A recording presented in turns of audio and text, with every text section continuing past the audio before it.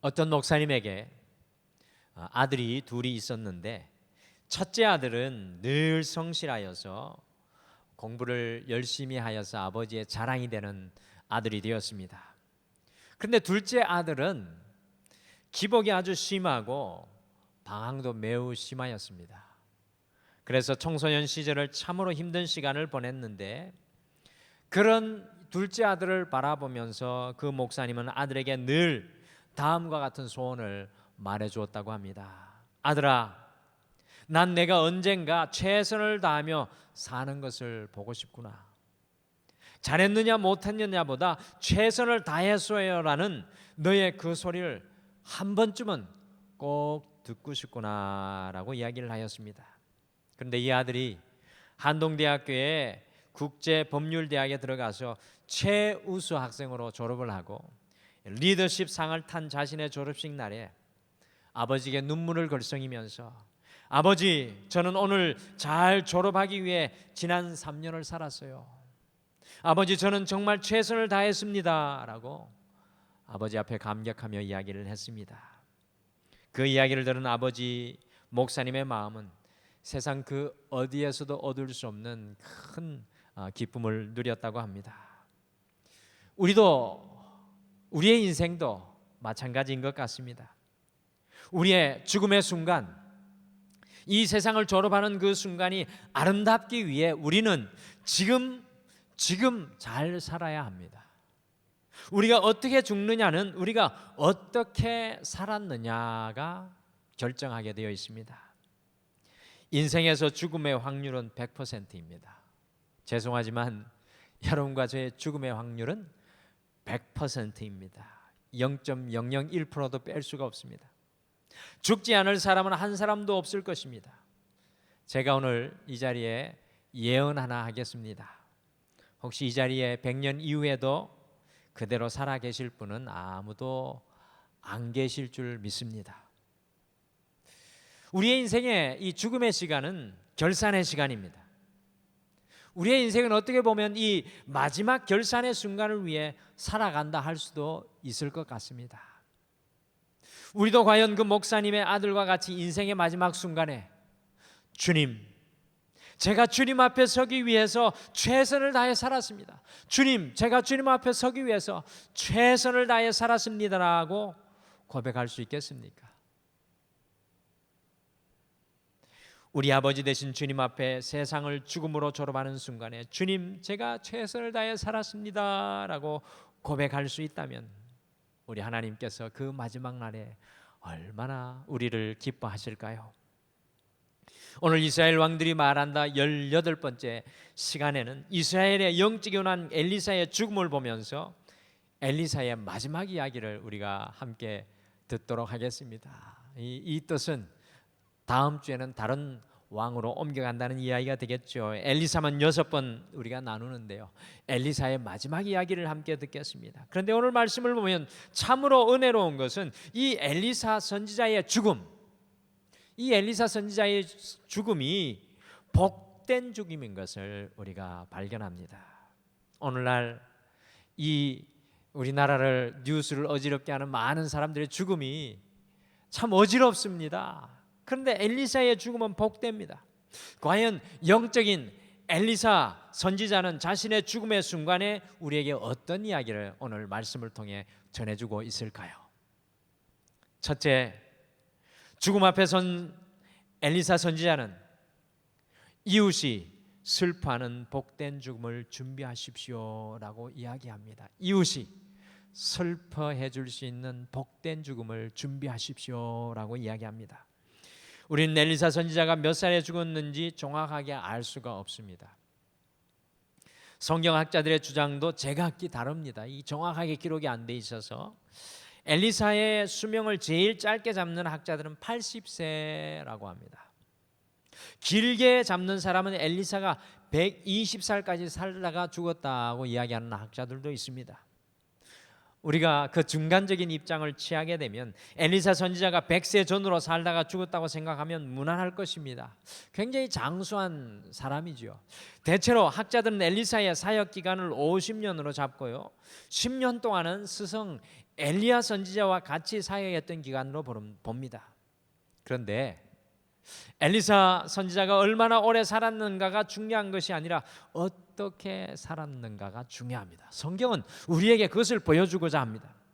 이와 같이 한 사람이 어떻게 살았는가를 알아보는 방법 중에 하나가 바로 한 사람의 인생의 삶의 결산인 죽음 앞에서 사람들이 어떻게 그 반응을 보이느냐가 굉장히 중요합니다. 과연 우리들이 죽게 되었을 때 우리 주변의 사람들, 우리 가족들, 우리 목장 식구들과 성도들이 우리 죽음에 대해서 과연 어떤 이야기를 하겠습니까?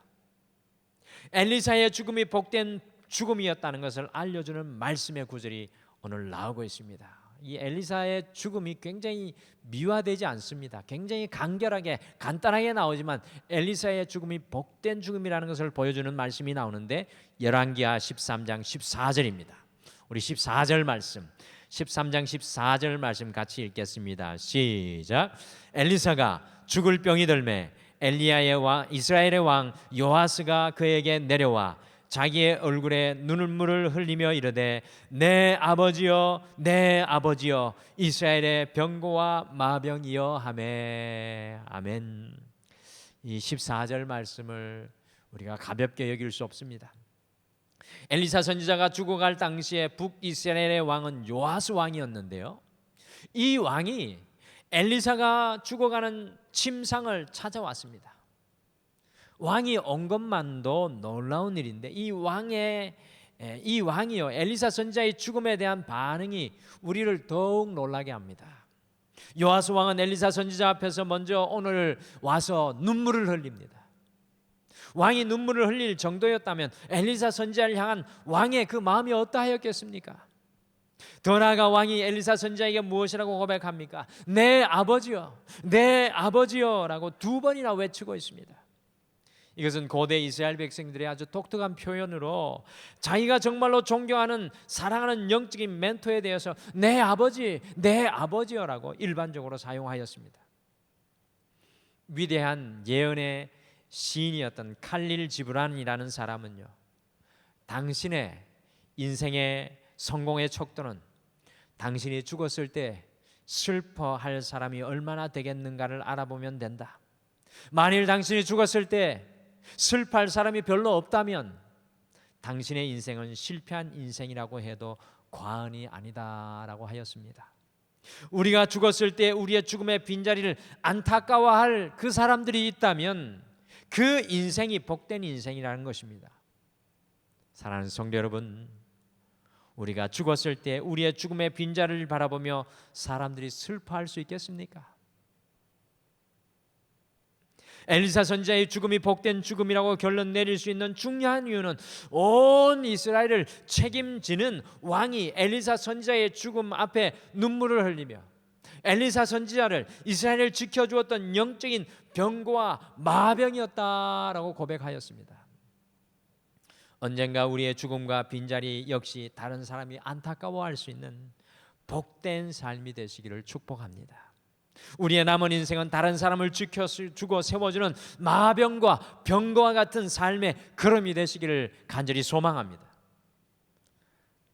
죽음 앞에선 영적인 왕 엘리사 선지자가 이야기합니다. 이웃이 슬퍼하는 복된 죽음을 준비하십시오.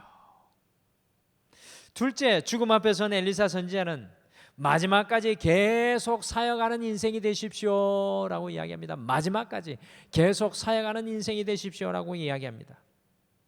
우리가 인생을 살아가는 가장 중요한 보람이 있다면 그것은 쓰임받는 인생, 쓸모있는 인생이 되는 것이라고 생각합니다. 우리가 쓰임받는 인생, 쓸모있는 인생이라면 우리는 어디에 있든지 무엇을 하든지 적게 가졌던 우리가 연약하던 그 인생은 행복한 인생입니다. 우리가 아무리 건강하고 활력이 있을지라도 우리 인생이 쓸모가 없다면 이것은 살아도 의미가 없는 인생이요, 살아도 죽은 인생과 마찬가지입니다.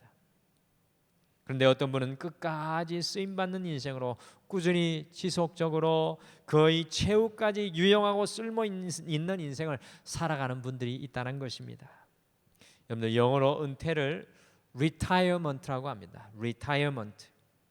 그것은 다시라는 re라는 영어 단어와 타이어라는 말이 합성된 말로 타이어를 다시 갈아 낀다는, 좀 이렇게 쉽게 말씀드리면 은퇴는 타이어를 다시 갈아 낀다라는 말입니다.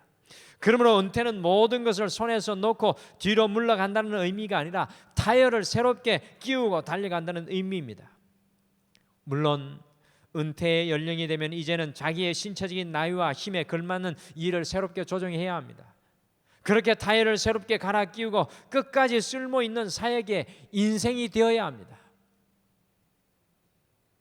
미국의 시애틀에 가면 이 젊은 부부들과 아이들로 교인이 넘쳐나는 한인교회가 있습니다. 어떻게 미국의 시애틀에 있는 이 한인교회에 그렇게 젊은 부부들과 아이들로 넘쳐날 수 있었을까요?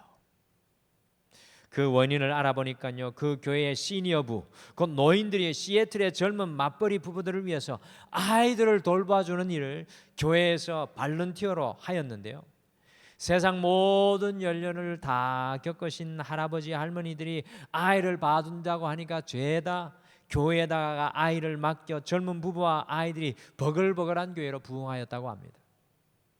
또한 미국의 노스캐롤라이나에 가면 중보기도 사역으로 유명한 한인교회가 있는데, 이 교회의 중보기도 사역을 감당하시는 대부분이 이 중보기도자가 시간이 많으신 노인분이라고 합니다. 성도들의 문제와 어려움을 노인분들이 기도로 부르짖으니까 많은 성도들이 감동하고 실제로 많은 기도의 역사가 교회에서 일어났다고 합니다. 참 마지막까지 아름답게 사역하는 성도님들과 교회의 모습이라고 생각합니다. 엘리사는 사실 죽을 때까지 사명과 사역을 감당하고 있습니다. 이것이 바로 엘리사의 죽음이 복된 죽음이 될 수 있었던 이유였습니다. 엘리사는 단 한 번도 한숨을 쉬거나 그의 인생에 휴지기를 가져본 적이 없습니다. 오늘 엘리사는 병들어 죽어가고 있었습니다. 그래서 북왕국 이스라엘 왕이요 엘리사 선지자를 병문안 갔는데 15절에서 19절 말씀해 보시면 그 요하스 왕에게 할 일을 그 병상 가운데서, 그 침상에서 마지막으로 예언하고 있습니다. 13장 전체에 보면 아람 왕국, 지금의 시리아의 위치에 있던 아람 왕국이 얼마나 이스라엘을 어렵게 하는지 몰랐습니다. 그런데 그때 엘리사 선지자는 요하스 왕에게 죽어가면서 활을 손에 잡으라고 합니다. 그리고 활을 쏘게 하고 화살을 들고 바닥을 치라고 하였습니다. 그런데 왕이 3번만 치는 것을 보고 19절에 왕이 화살을 더 바닥에 쳤더라면 아람 왕국이 완전히 멸망하였을 텐데라고 아쉬워합니다. 실제로 13장 26절에 보면 이 요아스 왕이 아람을 3번이나 쳐서 빼앗겼던 성읍을 다시 찾아옵니다. 우리가 만나고 있는 엘리사는 자신의 병 중에서도, 죽음의 문턱에서도 그가 죽지 않고 살아나는 것에 관심을 두는 것이 아니라 그의 인생의 마지막 순간에도 주님을 위해서 어떤 사역을 감당할까 관심을 가지고 있는 모습을 우리는 엘리사를 통해 발견합니다. 그래서 오히려 자기를 위로하며 찾아왔던 왕에게 이스라엘을 고질적으로 괴롭혔던 이 아람 이 나라를 이길 수 있는 믿음의 용기와 예언을 선포하는 것을 발견합니다. 엘리사가 죽기까지 사역을 감당하는 부분에서 저에게 가장 감동이 되는 것이 16절입니다. 16절 말씀해 보시면 요아스 왕에게 활을 손으로 잡으라고 하고요, 병으로 기력이 다 쇠한, 여러분 100세가 된 엘리사를 상상해 보십시오. 무슨 힘이 있겠습니까? 손으로 활을 잡으라고 하고는 그 손 위에 엘리사 선지자가 손을 얹었습니다. 여러분 이것은 무엇을 의미하는 것입니까? 요아스 왕이 아람을 이길 수 있도록 기도하는 것입니다. 그 병상에서 마지막 힘을 다해서 이스라엘 왕에게 축복하며 기도하는 것입니다. 지금 죽을 병이 걸려 죽어가고 있습니다. 여러분들 이렇게 하는 것이 쉬운 일이 아닙니다. 몸 한번 돌리기도 어려운 것입니다. 죽어가던 엘리사 선지자가 북왕국 이스라엘 왕에게 기도를 해주고 있습니다. 믿음의 용기가 부어지도록 축복하고 있는 것입니다. 영어로 임종을 데스베드라고 합니다. 죽음의 침상이라고 합니다. 우리가 죽어갈 때 마지막에 우리 자녀들을 위해서, 우리를 찾아오는 사람들에게 마지막까지 기도로 주님의 사역을 감당할 수 있겠습니까? 마지막까지 끝까지 주님의 사역을 감당하는 엘리사의 죽음이 오늘 참으로 복된 죽음입니다. 오늘 성경은 우리에게 그것을 보여주고자 합니다. 죽음 앞에 선 영적인 왕 엘리사 선지자가 이야기합니다. 마지막까지 계속 사역하는 인생이 되십시오. 마지막으로 죽음 앞에 선 엘리사 선지자는 죽음 이후에도 축복을 남기는 삶을 사십시오라고 이야기합니다. 죽음 이후에도 축복을 남기는 삶을 사십시오. 우리 오늘 본문의 마지막 절인 20절, 21절 말씀 같이 읽겠습니다. 20절, 21절 같이 읽겠습니다. 시작. 엘리사가 죽으니 그를 장사였고 해가 바뀜에 모압 도적대들이 그 땅에 온지라. 마침 사람을 장사하는 자들이 그 도적대를 보고 그의 시체를 엘리사의 묘실에 들이던짐에 시체가 엘리사의 뼈에 닿자 곧 회생하여 일어섰더라. 아멘. 어떤 사람이 죽었습니다. 아마도 굉장히 중요한 사람이었는데 그때 마침 도적대가 덤벼서 그 시체에 무언가 값비싼 것이 있는가 하고 덤비는 중에 엘리사의 무덤에 그 시체를 던져 넣었습니다. 그런데 이 시체가요, 엘리사의 뼈에 닿자 죽었던 사람이 살아나는 놀라운 기적이 일어났습니다. 엘리사의 축복의 기적은 그 죽음 이후에도 이와 같이 계속 일어났습니다. 쉽게 말씀드리면 죽음 이후에도 엘리사는 놀라운 영향력을 끼쳤습니다. 우리가 죽은 이후에도 영향을 끼칠 수 있는 인생이라면 그것이 얼마나 귀한 것입니까? 우리가 조지 뮬러, 믿음의 사람, 기도의 사람의 전기를 읽어보게 되면 조지 뮬러가 기도하고 전도한 사람은 다 구원받게 되는데 조지 뮬러가 그의 생에 단 한 사람만이 구원받지 못하는 그 안타까움을 누리며 마지막 숨을 거두었습니다. 그러나 뮬러는 죽는 순간까지 예수님을 의지하여서 그 사람을 위해 기도했습니다. 놀랍게도 조지 뮬러가 죽고 난 이후에 이 사람이 조지 뮬러가 자신을 위해 평생을 기도했다는 소식을 듣고 감동이 되어 예수님을 믿게 되었습니다. 그러니까 죽음 이후에도 놀랍게 조지 뮬러의 사역이 이어지고 있었던 것입니다. 조지 뮬러는 죽음 이후에도 축복을 남기는 인생이 되었습니다. 여러분들이 잘 아시는 김하중 대사님이 중국에서 대사가 아니라 평직원으로 있었을 때 중국을 품고 정말로 중국의 기도로 영향을 끼치기 위해서 중국에서 앞으로 크게 사용될 사람들의 이름을 수첩에 적어놓고요, 그 사람들이 예수님을 믿도록 훌륭한 중국의 리더자들이 되도록 기도했다고 합니다. 그리고 그 사람들에게 가끔 카드를 보내서 당신을 위해 내가 기도하고 있다고 축복했다고 합니다. 그런데 중국을 떠나서 다른 곳에서 외교관으로 있다가 상당한 시간이 지나서 중국 대사관으로 와보니까 실제로 자기가 기도한 사람 중에 예수 믿는 사람이 있었고 대부분이 상당히 고위층의 인사들이 되어 있더라는 것입니다. 그러니 중국의 대사로 일하는 것이 얼마나 수월하였겠습니까? 한국과 문제가 생기면 이렇게 그 사람들에게 이야기를 했다고 합니다. 내가 당신들을 위해서 30년이나 기도하였는데 이런 말 하나 못 들어주십니까? 라고 하면 모두들 두 손 들고 김하중 대사를 도와주었다고 합니다. 김하중 대사는 자기가 없을 때에도 자기의 기도가 중국에서 일하고 있었다는 것을 고백하였습니다. 이렇게 우리가 죽음 이후조차도 엘리사처럼 주님의 선한 영향력을 끼칠 수 있다면 그 죽음이 얼마나 복이 되겠습니까? 사실 믿음의 부모들이, 많은 믿음의 거장들이 죽음 이후에 많은 영향력을 끼치는 것을 발견합니다. 우리도 죽음 이후에 우리 자녀들에게 영향력을 미치기를 축복합니다. 죽음 앞에 선 엘리사 선지자가 오늘 마지막으로 우리에게 이야기합니다. 지금 죽음 이후에도 축복을 남기는 삶을 사십시오. 오늘 이제 영적인 왕 엘리야의 마지막 시간으로 엘리사의 마지막 이야기를 들었습니다. 성경은 20절에 보시면 엘리야의 장례식에 초점을 맞추지 않습니다. 굉장히 간단합니다. 굉장히 간결합니다. 얼마나 화려한지 몇 명이 왔는지 기록하지 않고 성경의 초점은 엘리사가 끝까지 어떻게 살았는지 우리에게 말씀해 주고 있습니다. 그죠? 주님을 위해 살다가 그 마지막 숨이 멎는 감동적인 장면을 발견합니다. 우리의 삶의 남은 관심사는 우리의 남은 인생을 주님 앞에 어떻게 살아갈까가 되어야 할 것입니다. 우리가 주님 앞에 어떻게 살아갈까? 이것이 우리가 씨름하는 영적인 과제가 되기를 바랍니다. 영적인 선지자 엘리사는 우리에게 세 가지 이야기를 오늘 남깁니다. 첫째, 이웃이 슬퍼하는 복된 죽음을 준비하십시오. 둘째, 마지막까지 계속 사역하는 인생이 되십시오. 마지막으로 죽음 이후에도 축복을 남기는, 하나님의 흔적을 남기는 삶을 사십시오.